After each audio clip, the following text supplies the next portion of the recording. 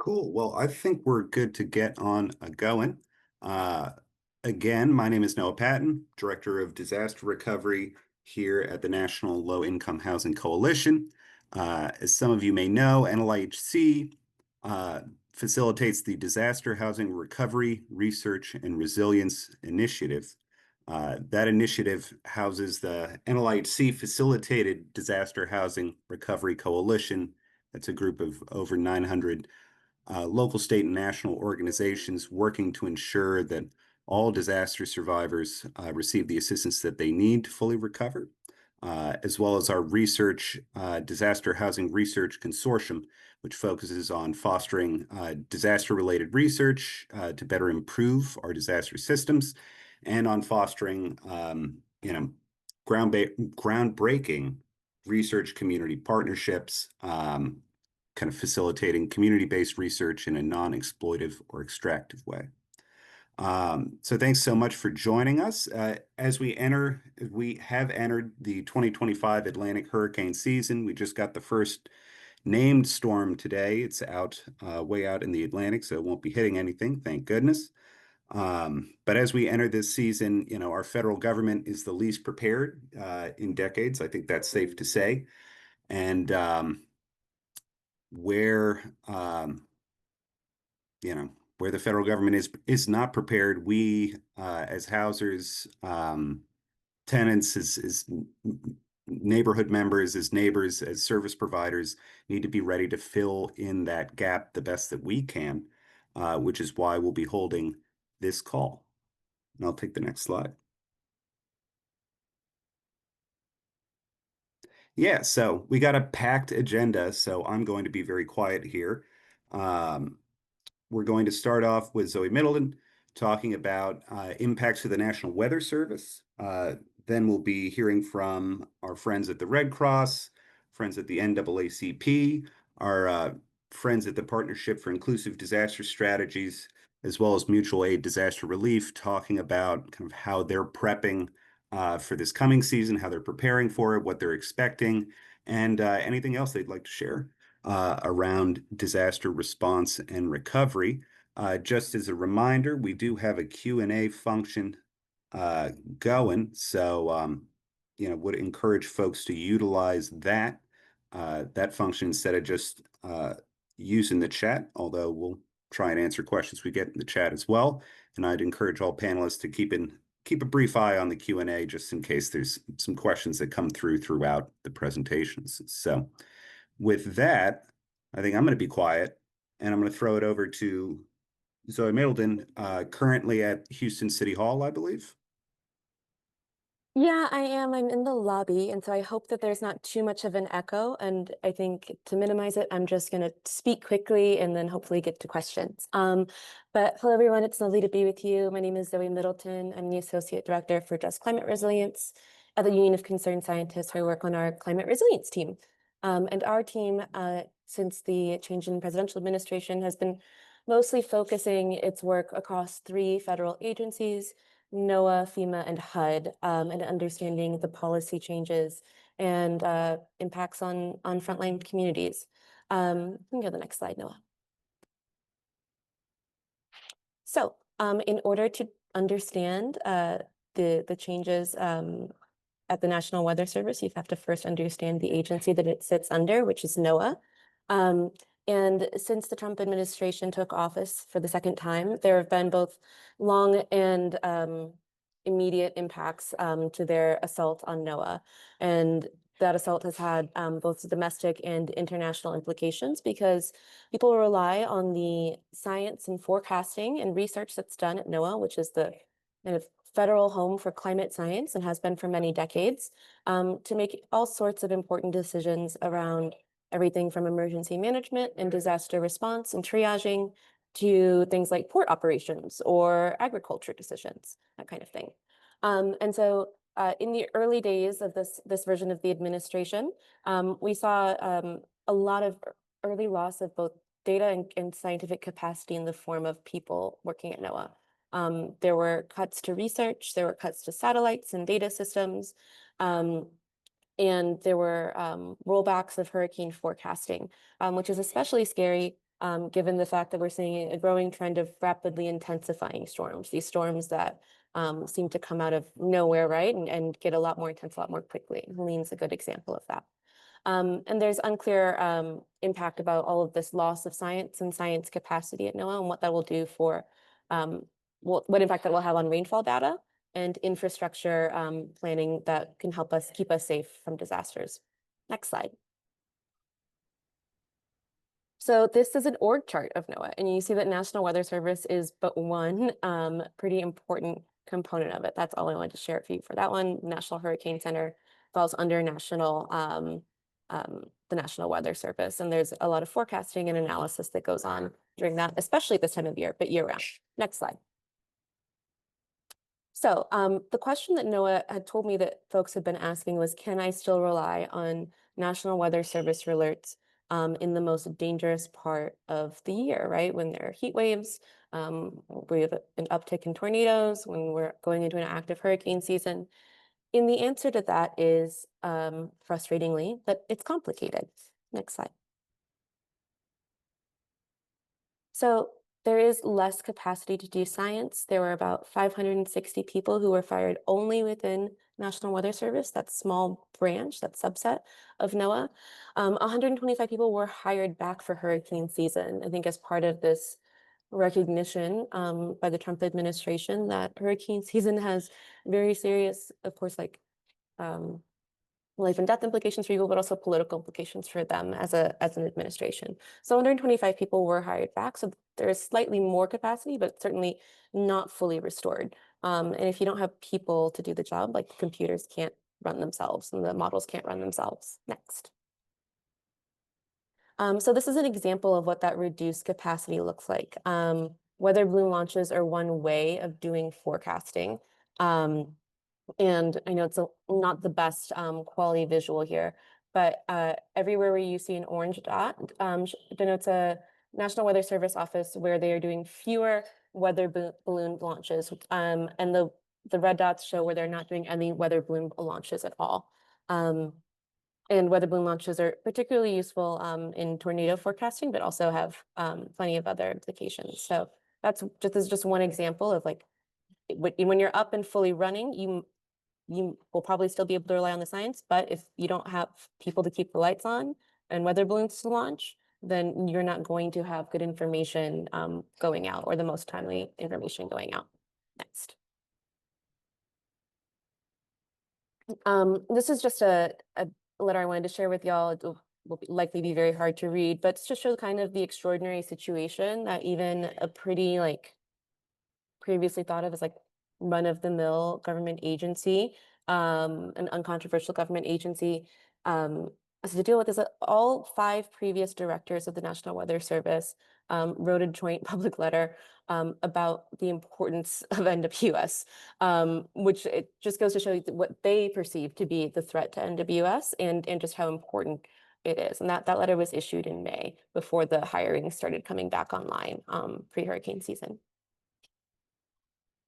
Next slide. Another thing that NOAA and NWS are dealing with is this kind of drumbeat that started being tested out last year in 2024 around conspiracy theories, misinformation, disinformation around weather and weather control. And the proliferation of that information, especially during a season where there is incredibly severe and extreme weather, is troubling. And so I think that the purpose of this misinformation or disinformation is simply to sow doubt and reduce trust in the agency, which is that makes it much easier to dismantle or privatize. Next slide. And finally, we're dealing with an agency that has less capacity, right, in terms of people, in terms of, canceled satellites and like web contracts, that kind of thing, and an increased need for good forecasting. The map of extreme weather grows and like lights up every day this time of the year. And it's more unpredictable, and there's more unpredictability in our extreme weather than ever before. Of course, the examples of where hurricanes have landed in the last year, I think, illustrates that completely. I think that's my final slide, Noah, but I'm happy to take questions at the end or just stick around. Yeah, if you could stick around just for as long as you can, just in case Yeah. additional questions come through. I did have one, um, and I think specifically, you know, and I got this question actually the other week. I was giving a presentation at a conference, and somebody asked, "Well, with all the cuts to the Weather Service and to NOAA, you know, should I be trusting weather alerts that come down the pipe, or what does that kind of operationally mean for folks?" I think the fidelity of the science, when people are able to practice it, still seems there. But the thing that's important with weather alerts is they're timely. So if you're doing one fewer weather balloon launch, you're not going to be able to have the most timely and most accurate information, right, in Tornado Alley when things move really quickly. So I think that that's just an example. Like the science seems safe at the moment, although there's decreasing capacity to do it. But with all of the human capital layoffs and that kind of thing, there's going to be an impact on, and speed matters in emergency management communication.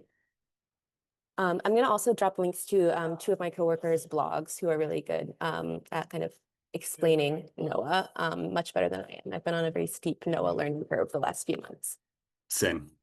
Uh, I'll also just ask, Crystal asked this in the Q&A box, is there a portion of the country that might be more impacted by these cuts in terms of staff capacity and that sort of a thing, or is it kind of just uniform kind of throughout the country?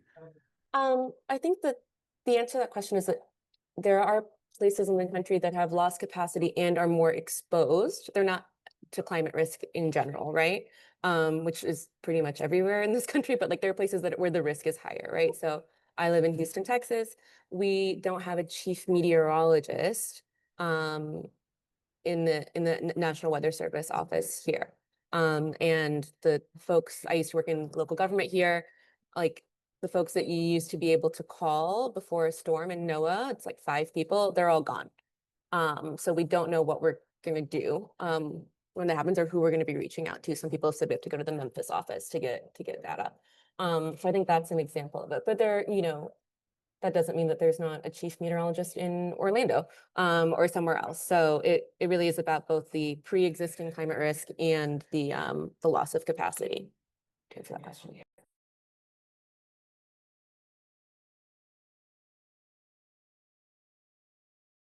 Oop, I'm on mute. Thank you. Thank you for that.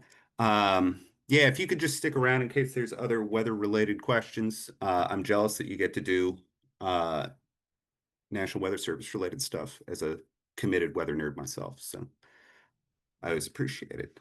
Um, and so from here, I think I'm going to skip over Catherine because she just sent me some slides. So I'm going to throw those on the slide presentation. And I think I'm just going to skip ahead in the agenda to Shaylin, if that is okay with Shaylin. Um, I will say, just as a brief intro, I love the Partnership for Inclusive Disaster Strategies. They are, um, you know, our comrades in a lot of the disaster work that we do and are doing incredible work in matching disability justice and disability justice know-how with, understanding disaster related systems and integrating the two. And so, always lovely to see you, and love to give you space to talk about your mission and what you're doing. Thank you so much, Noah. Really appreciate that introduction and nice to be with you all. And thank you all at National Low Income Housing Coalition for our ongoing partnership and collaboration and good trouble that we get in together at all the times, but especially throughout disasters and emergencies. Also want to just say as we get started, I hope folks are staying cool and hydrated as we are, most of us, experiencing some extreme heat weather, and hope folks are staying safe. But with that, want to continuing introducing myself. My name is Shaylin Sluzalis. I use she, her pronouns. And alongside Herman Parodi, I'm a co-executive director of the Partnership for Inclusive Disaster Strategies, which we know is a mouthful, and we go by the partnership in short. And a bit about us at the partnership is we act as the nation's disability and disaster hub, which is led by and for disabled people throughout disasters. Our main functions as the nation's disability and disaster hub is supporting disabled disaster survivors, primarily through our disability and disaster hotline, which connects disabled disaster survivors, their loved ones, and stakeholders to local information, resources, and assistance before, during, and after disasters and emergencies, which I'll speak on more of about our hotline and ways that we've supported folks throughout this year and how it supports folks throughout the country. Another function of our work is through supporting organizations that are led by and serve people with disabilities throughout disasters and emergencies, supporting them in navigating the emergency management systems, Red Cross, FEMA, the different aspects of, supporting your community throughout a disaster or an emergency. We also do a lot of work to increase community resilience and advance education and awareness around the disproportionate impact that people with disabilities face throughout disasters. And that is a sort of blue skies all the time activity, as well as using all of this work that we do throughout each disaster and throughout Blue Skies to influence policy advocacy and systems change. So as we are the nation's disability and disaster hub, sort of all and everything around people with disabilities, disasters, and emergencies is in our wheelhouse. And we do this work because we know that people with disabilities are 2 to 4 times more likely to die or be injured in disasters than non-disabled people.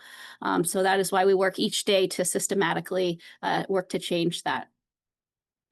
To share a little bit more about our hotline, our disability and disaster hotline it acts as a lifeline and is often a last resort by the time people reach us.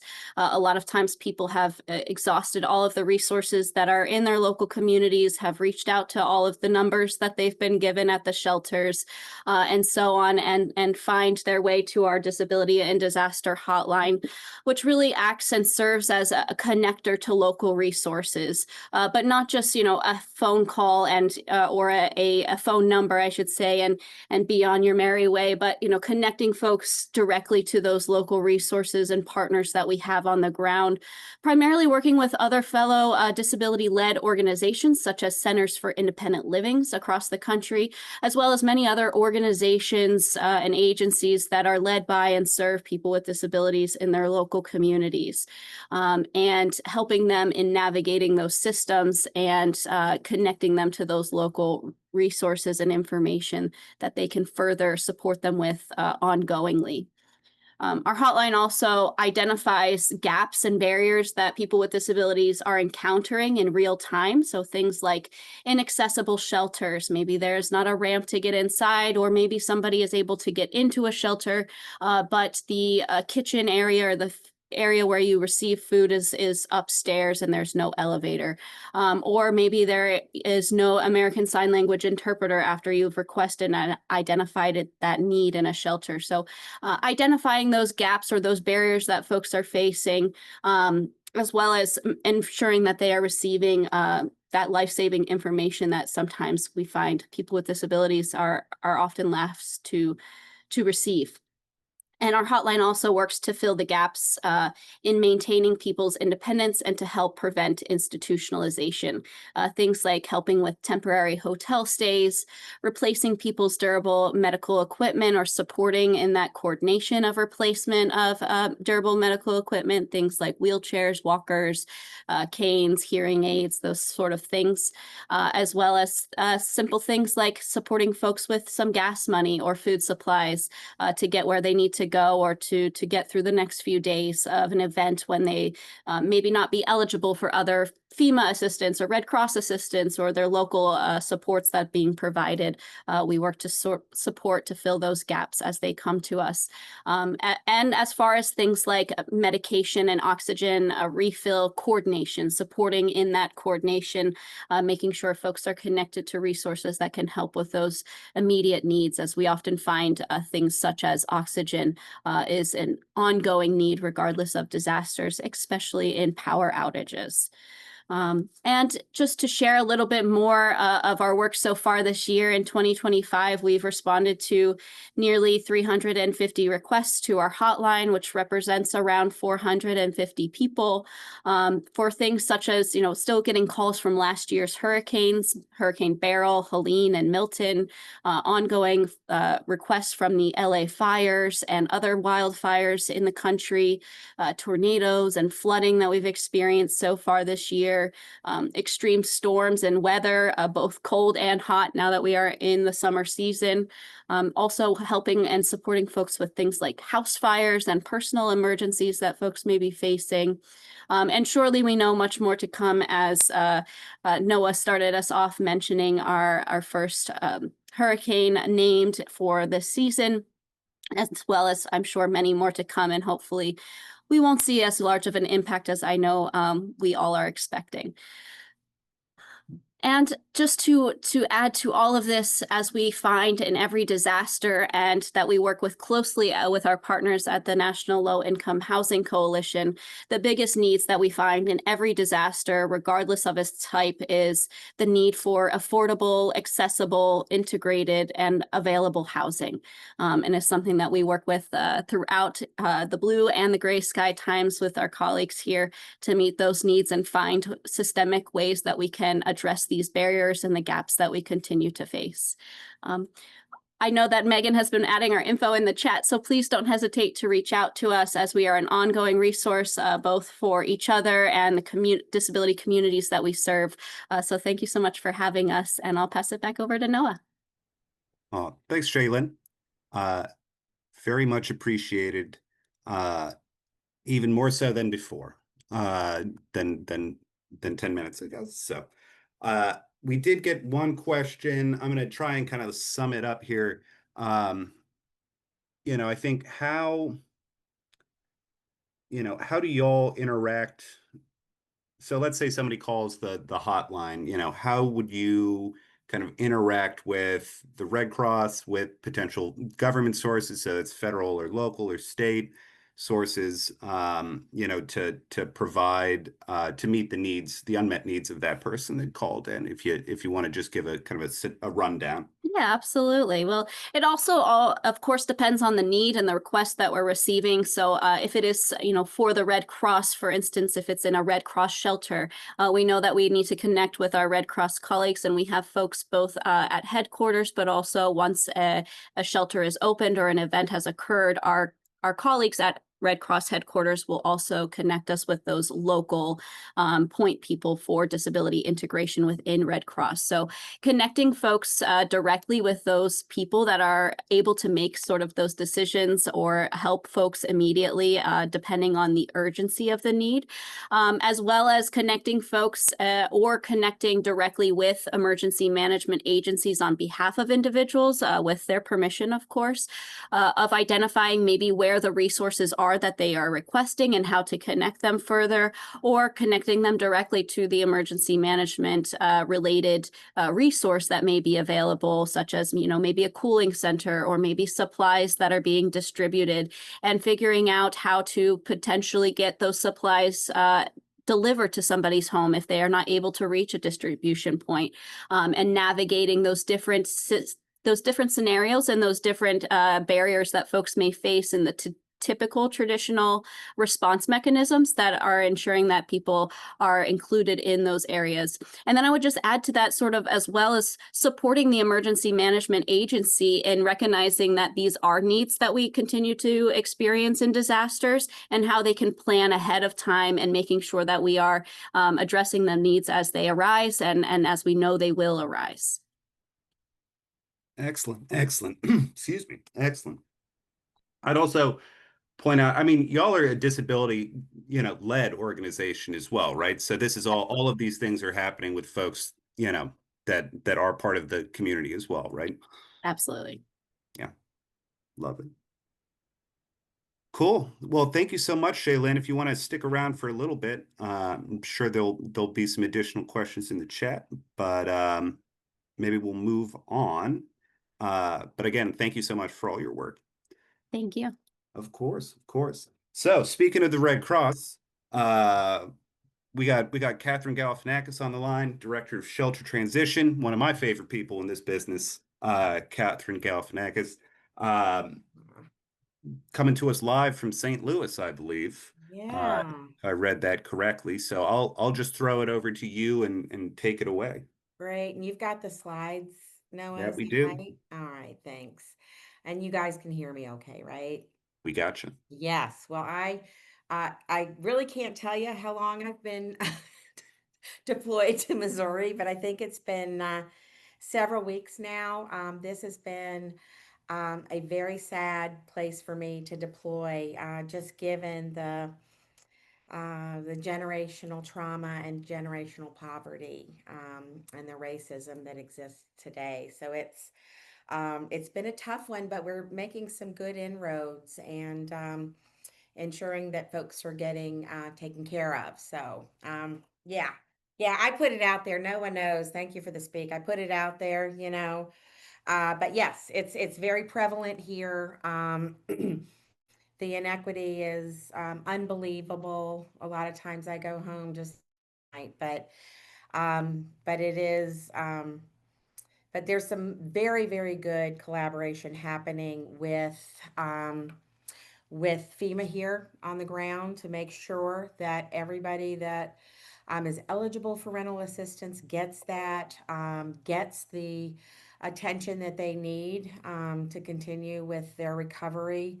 HUD's not here, so yeah, we're coordinating well with them from Washington, D.C., and maybe Noah, you and I can talk about that offline.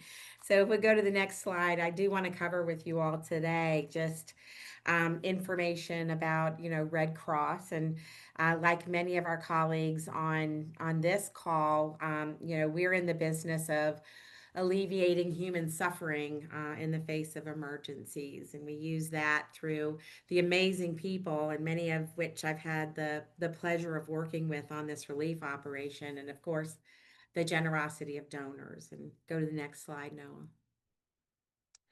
All right, and these are our services just across all of the lines of Red Cross. So disaster services.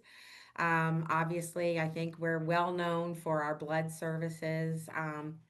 And I think I'm in a blood region. I'm not sure. We do a lot with preparedness in the health and safety space. So a lot of CPR education, distribution of AEDs, and other first aid related training. And then we do have our international services division. Those folks deploy to disasters in other country and conflict.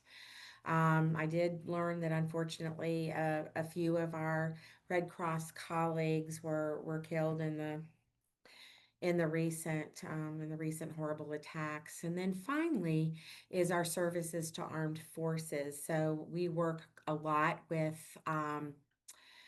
okay, thank you about the salary. That's way above my pay grade. Can't do anything about it. It's a big job. So but thanks for that. And then we do work with the military. We do the military messaging and provide other services for those folks that are veterans as well as active military. And then we'll go to the next slide, Noah. All right, next slide. Yeah. And then these are just, some of our statistics that we've captured. Every 23 seconds, I mean, people are impacted by a disaster. The thing that we do really like 60,000 times a year are the responses to single and multifamily fires. And then we also provide, to military members, as I mentioned, and then just 14,000 blood donations. Wow, I didn't even know that. They're doing a blood donation here at the chapter tomorrow. I think I will give. And then, some of our preparedness programs to children about how to prepare for disasters. We have a number of programs in that space to raise kids to understand how, what happens during disaster, what you should do, what your family should do. So that's the work in a nutshell. And if we'll go to the next slide, Noah, would appreciate that. These are the partners that we work with that really, Red Cross does not do this alone by any means. And these are some of the partners that we work with on a very regular basis to make it happen for people, for people impacted by disasters. So you probably recognize a lot of those names. And go to the next slide, Noah. Great. So some of the things that we do when disasters happen is we do work with a lot of our government partners to get like the warnings out. And here in Missouri, the warnings did not go out for the tornado. So there are about 5 fatalities here, unfortunately. Awful. So we work with people that have been displaced or they may be in the midst of an evacuation. And then, we do mobilize, thousands and thousands of volunteers that really support that kind of boots on the ground response. We'll go to the next slide, Noah. Yeah. So a lot of times we coordinate with our government partners just to make sure that feeding is happening, sheltering is happening, and all of those needed services. So we'll cover an emergency operations center, either virtually or in person. We work a lot in the state EOCs. And then on these federally declared disasters, we work in the JFOs. And we also do damage assessment. We're collecting that and then we share that with partners and we cross-reference that kind of disaster. It was interesting here because there were so many houses because of the generational poverty and trauma that were empty. And when the disaster came, it was really hard to discern, what was sort of pre-disaster damaged or abandoned, and then what was caused by the disaster. So it'll be interesting in after actioning to see how we sort of reconcile that data. And then I think we're pretty well known for the shelters that we open. And everybody is welcome to a Red Cross shelter, regardless of your pre-disaster housing status. And then we coordinate with all of the other agencies in really collaborating for the required services. So right now we're in the process of working closely with HUD and FEMA on making sure they know where to find the folks that need to get signed up for rental assistance, that need behavioral support because they have been traumatized for the 7th time this year. So a lot of that coordination and that work is happening in our shelters by other agencies. So go to the next slide, Noah. All right, so these are really like the mass care services we provide, and just, mass care covers really primarily 4 different spaces. Feeding, folks got to eat when a disaster happens, and we do that a lot with partners like the Salvation Army, the Southern Baptist, World Central Kitchen, so providers like that, and that's a close coordination. We open shelters, or if emergency management opens at shelters, we provide support in the way of health, mental health services, dormitory management, and then we also do the distribution of emergency supplies. So if folks have just a little bit of cleanup that they need to do, we provision them with the products and the tools that they need to do that. And then with the recovery information, we work with folks, the community folks, to help them understand when we are going to have a recovery mission, meaning that we are providing folks with financial assistance and other services. We have two different kinds of financial services. One is for clients that are just in the shelter and they need that financial assistance to transition out of the shelter. And, what that could look like is, somebody needs first month's deposit on an apartment, security deposit, electrical hookup, that kind of thing. So we provide folks with that. That is not based on damage assessment. So even a person that may be experiencing homelessness is eligible for that assistance. And then the other assistance, individual assistance, that is based on damage, and that's for folks that were like, renters and homeowners. And then, during large scale disasters, we're working closely with our blood units to make sure blood and blood products are getting to the location of where it's needed, particularly if there are a lot of injuries, deaths, that kind of thing. Go to the next one. All right. We talked about the financial assistance. And right now we're working really hard to get folks registered for the FEMA benefits. And a lot of folks here are eligible for that rental assistance, and that's going to be 2 weeks of displacement assistance with 18 months of ongoing rental assistance.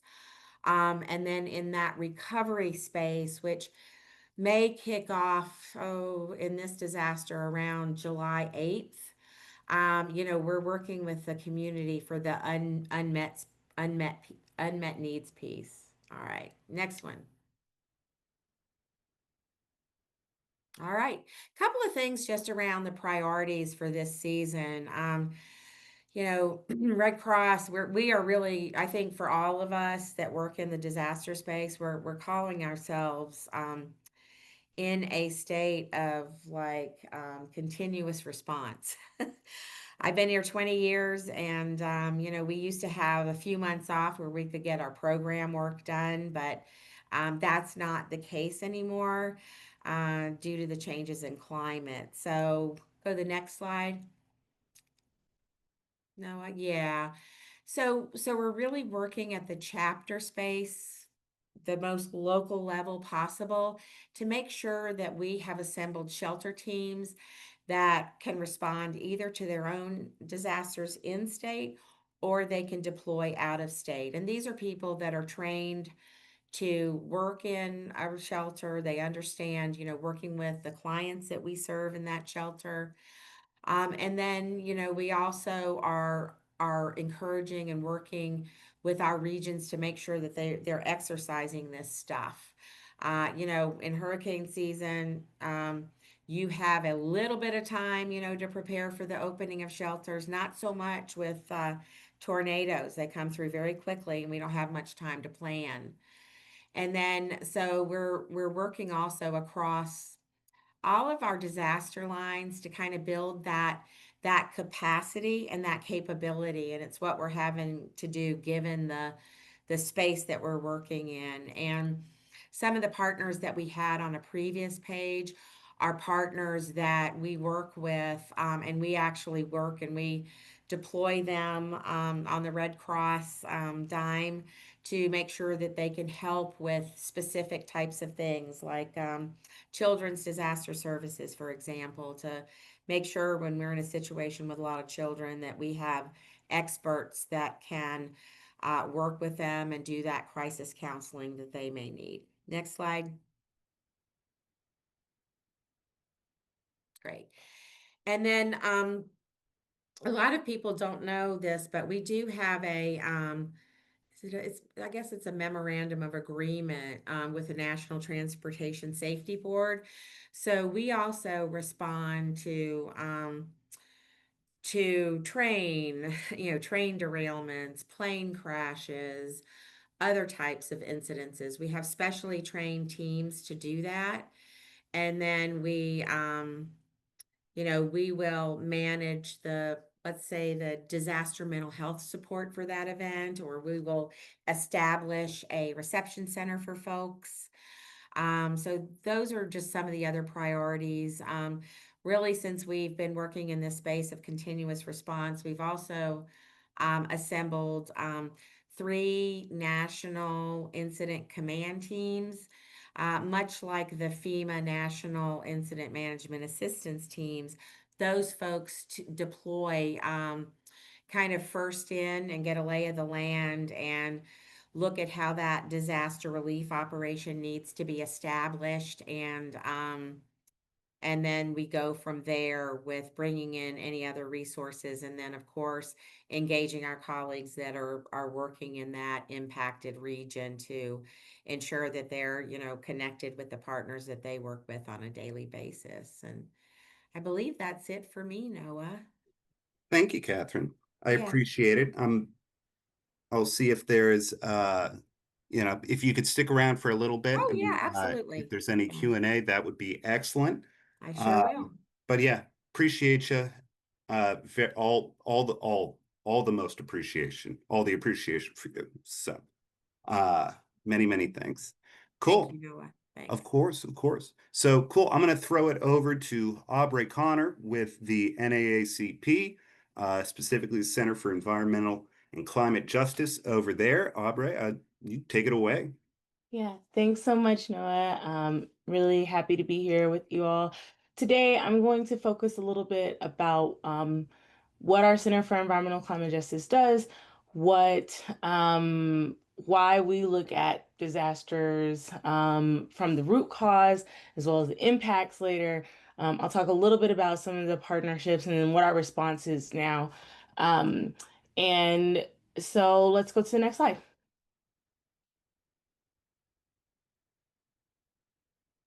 Okay, so these are the pillars of our work. So a lot of times when people think about the NAACP, they know that we do civil rights work. They know that some of our work may involve some traditional uh, civil rights work, but many people are still going to trying to understand what our role is in the environmental and climate justice space. And we've been involved in environmental and climate justice work since its inception. And these are our pillars of work that we focus in our work in. So zero emissions, sustainable communities, energy democracy, a right to a toxic-free environment.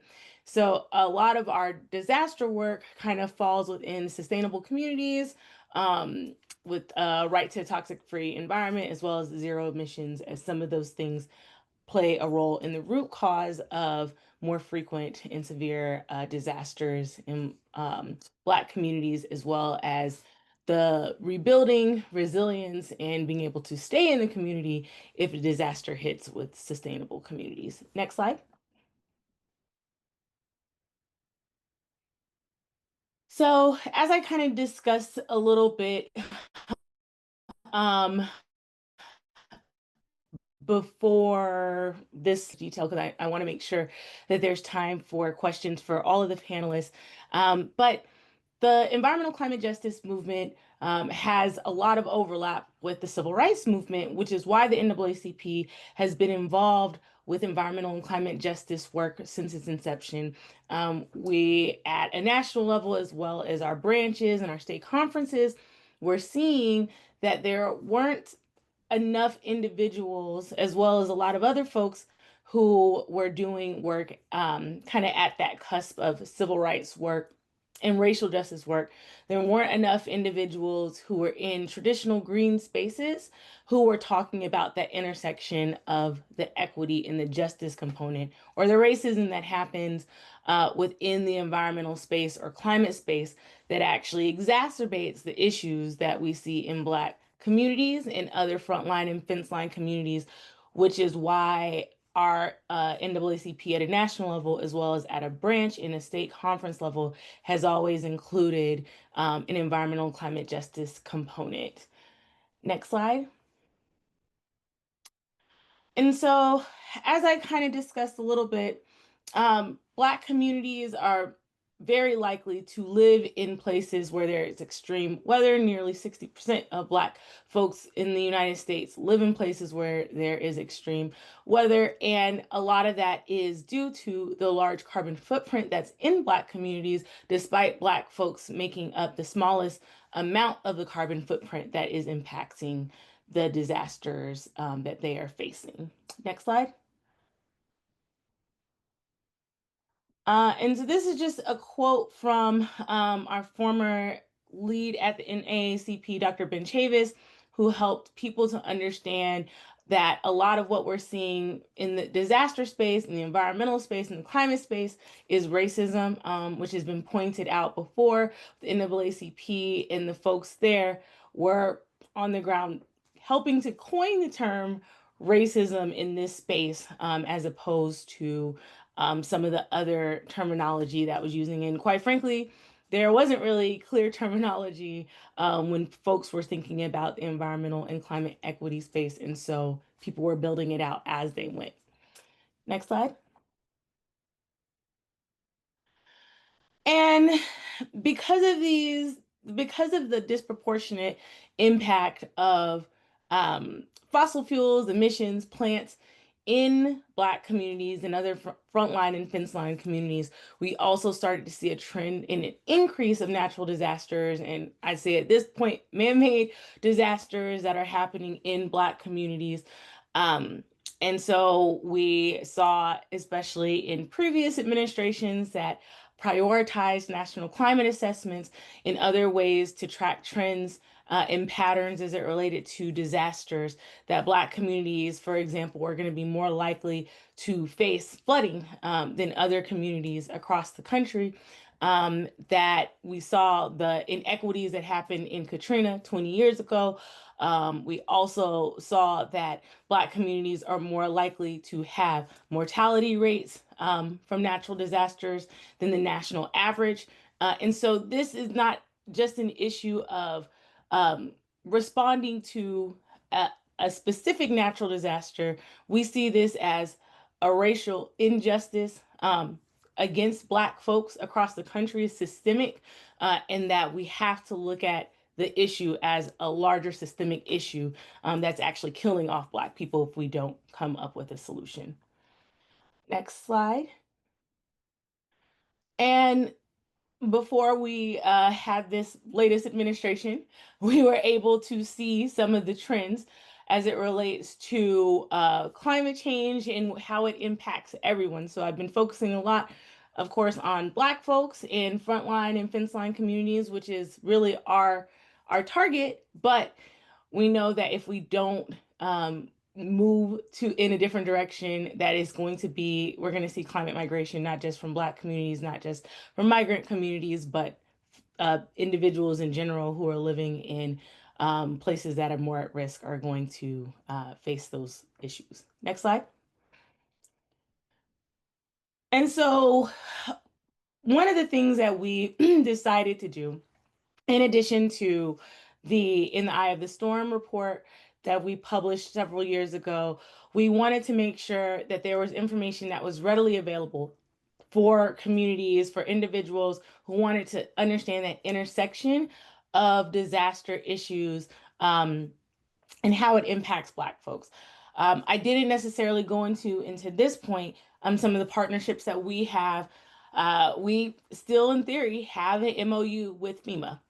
We have an MOU with Red Cross. We have in the past been able to gather information directly from federal agencies to help us to best assess whether or not there are issues with individuals being able to get individual assistance, issues with individuals being able to get access to housing, how many denials are coming from FEMA, how much money is being deployed, who the federal coordinating officer may be for that disaster. And our hub also allows for us to be able to share information from places where we consider them to be trusted sources, in addition to the research that we do in-house with individuals about the issues that we're working on.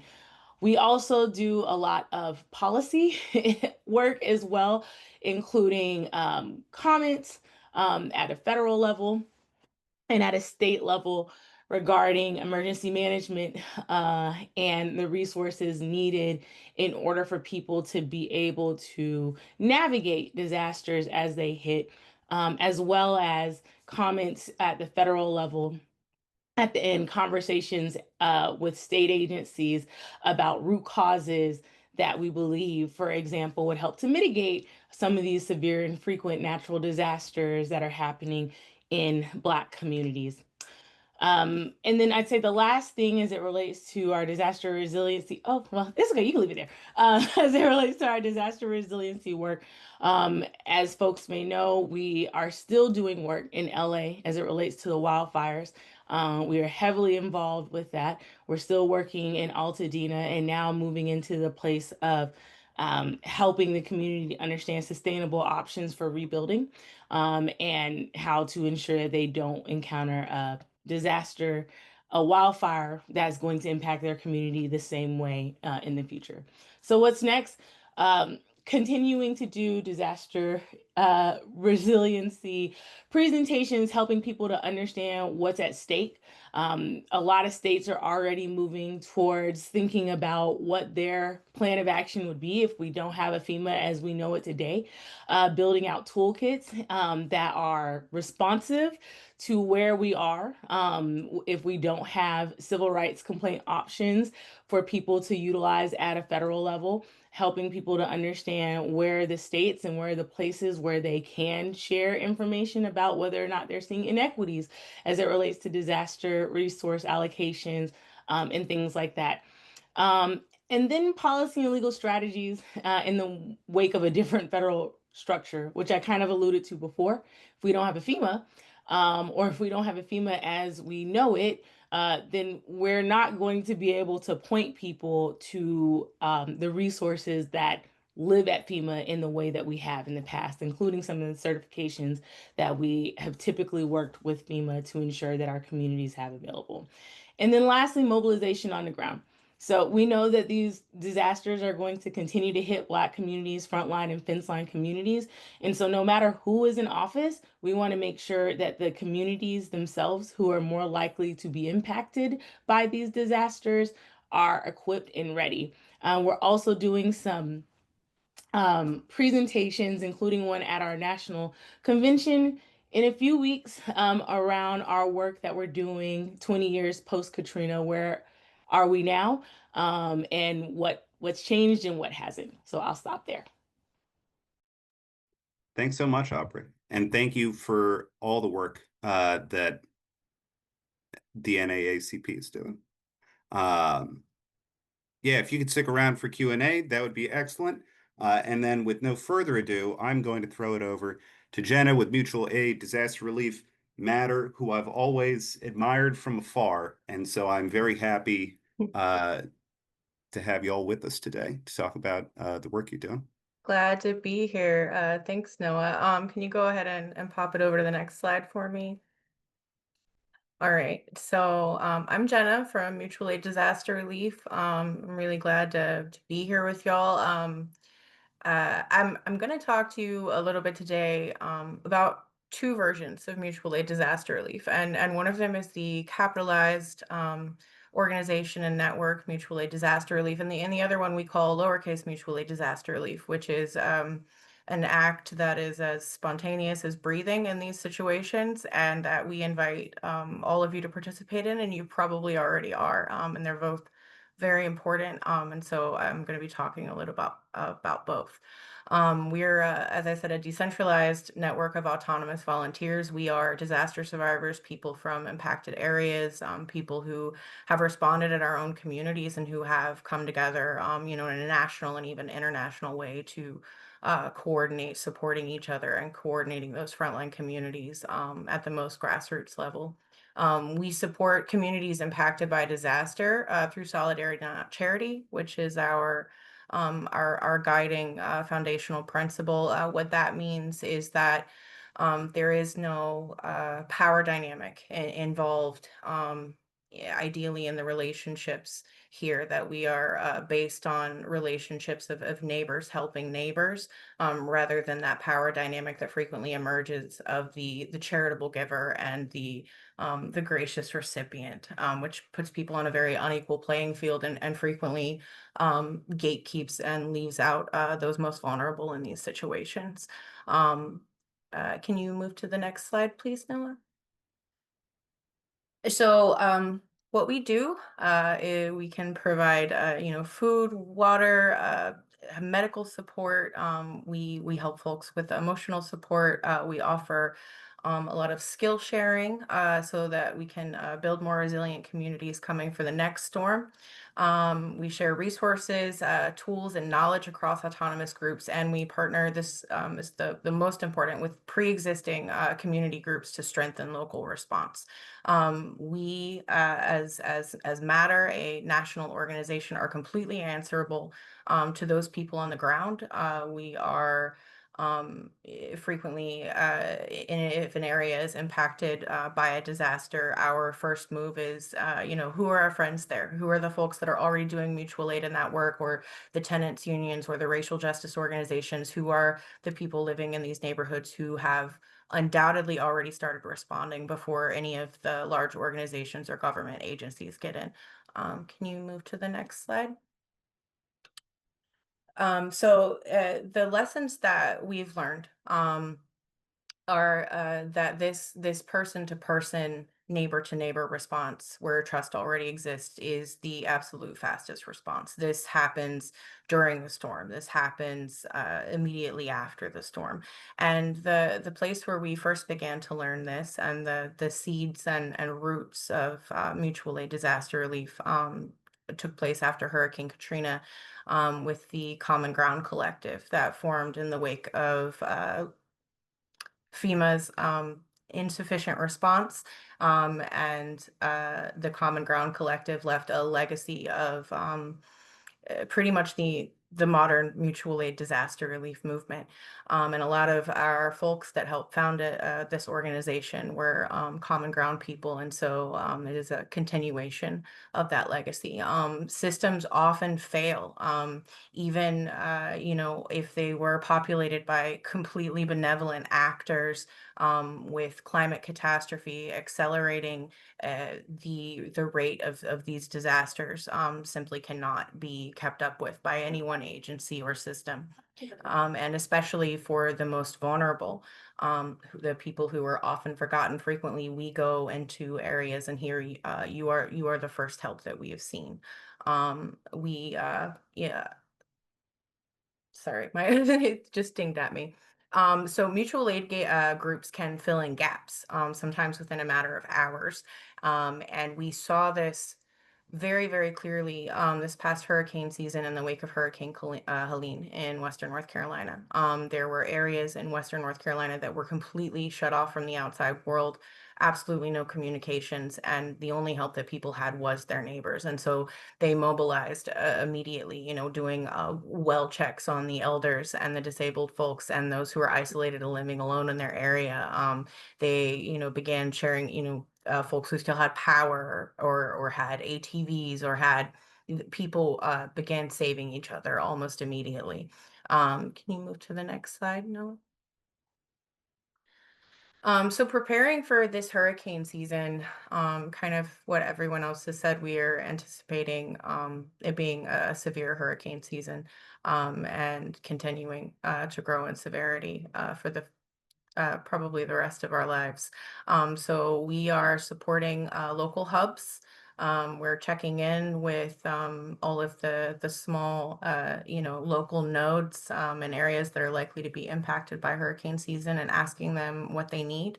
A lot of them are building out tool libraries and already setting up their supply stashes, and scouting their distribution locations in preparation for that, hosting micro events in communities and neighborhoods to do skill shares and preparation events, build check-in systems and neighborhood contact trees. We are really encouraging people to organize in their neighborhoods, to to go block by block to talk to the other people in your building, on your street about, what you would all do in the event of being hit by a natural disaster.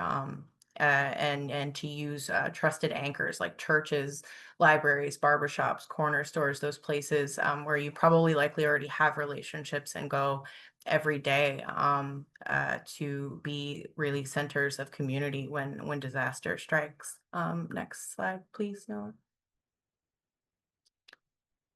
So mutual aid networks can scale up in times of disaster. Before I came to disaster response specifically, I had been involved in mutual aid by way of food distribution or winter item distribution for unhoused people in my community for a long time. And I kind of had this idea that even with that experience, that a natural disaster was something that was just so beyond me in terms of scale. And quickly found in doing it and in being mentored by people who had been engaged in the disaster space for a long time that it is exactly this same in a different context and scaled up.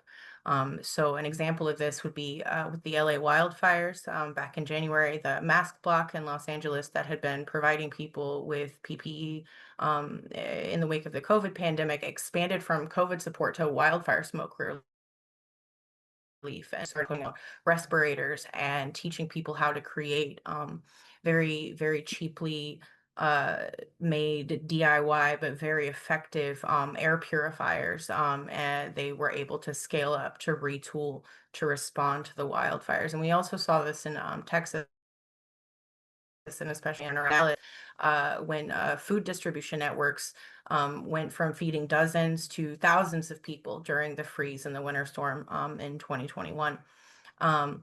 So these crews frequently are already operating in an area, maybe in your neighborhood or a community. You are already sharing food. You're already doing a school supply drive. You're already meeting these needs that exist all of the time in your community. And those efforts and those relationships can probably easier than you think be scaled up and retooled to respond to whatever type of disaster strikes your area. Next slide. All right, so here's just some ideas. If this has got your gears turning about what you can do in your community now to prepare for the eventuality of a bad hurricane or a wildfire or a tornado. Um, Frequently in this type of work in community organizing, I say to people that frequently we are not, it is not that we're not thinking large enough, it's that we're not thinking small enough. And mutual aid again is completely relationally based, is based on relationships. And so one of the ideas here is to start a neighborhood contact list. It's something as simple as knowing your neighbors, knowing who's around you, and really building those relationships so that when the grid goes down and when the lights are out and when these disasters come, you know who is at most risk and who is also able to offer help. And you already have this sort of mapped out vision of risk and strengths in your community. You could begin stocking a small shared supply cache, the small community pantries or community fridges that a lot of people are already using.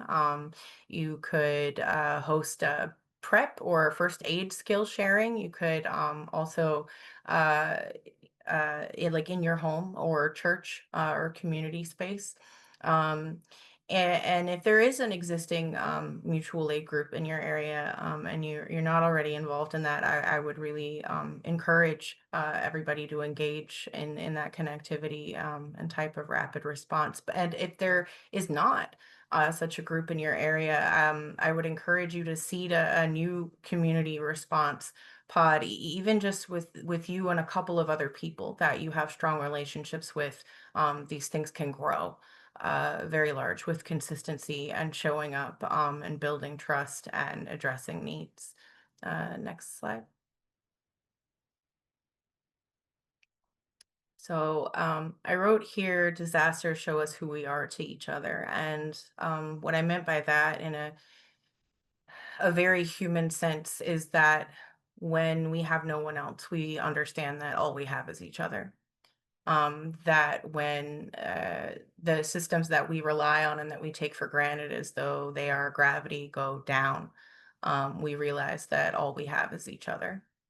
And so mutual aid is not about waiting for rescue. It's not about waiting for someone else to come. It's about recognizing that we are all we have and organizing to meet those needs directly, and help each other. It really is that simple.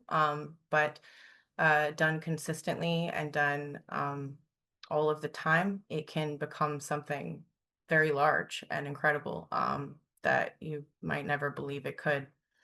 We saw this also very clearly again in the wake of Hurricane Helene, with people from all over the country, unaffiliated with us, just people bringing in supplies and bringing in help, bringing in land moving equipment because they saw the need on the news or on social media and in their heart just wanted to go and help people.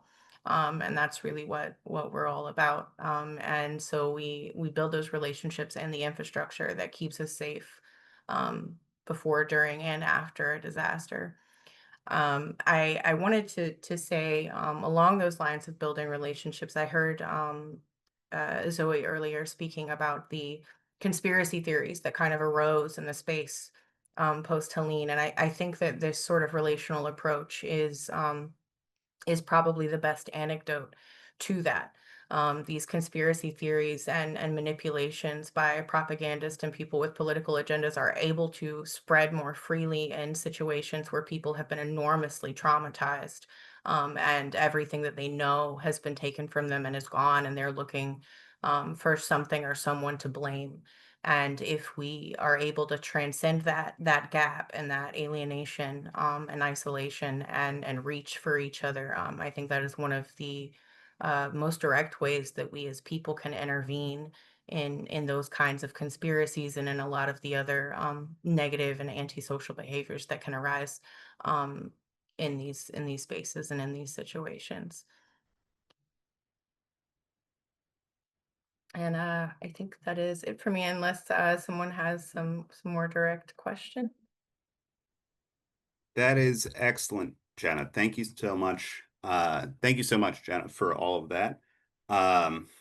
Yeah, just amazing work all the time. And I know uh somebody from our disaster team was able to visit kind of your setup out in LA for helping folks and was very impressed by that. And I think certainly this is all excellent information and great ideas and things that I think now more than ever, for lack of a better term, is a good thing to get into. So And we also invite people to join us. We are always so happy when someone wants to be a part of this work.